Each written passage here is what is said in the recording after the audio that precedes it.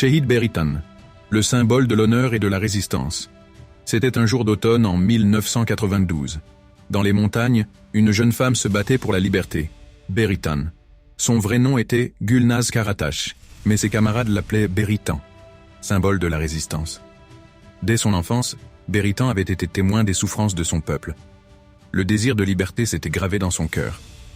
Très jeune, elle avait rejoint la lutte, armée non seulement de son fusil, mais aussi de ses idées et de sa foi en la justice. Pour elle, les montagnes n'étaient pas seulement un champ de bataille, mais aussi les témoins silencieux de chaque pas vers la liberté. Ce jour-là, les forces ennemies avaient encerclé les guérilleros kurdes.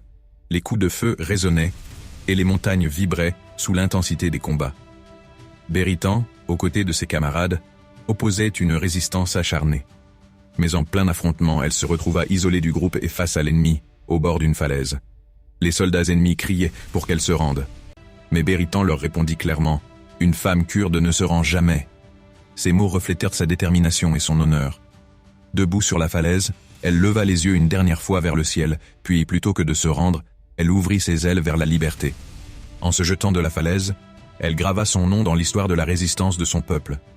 Aujourd'hui, le nom de Beritan est devenu une légende parmi le peuple kurde. Elle n'était pas seulement une résistante, mais l'incarnation d'un rêve de liberté. Le message que nous laisse Beritan est clair. L'honneur est le prix le plus précieux que l'on puisse payer pour la liberté.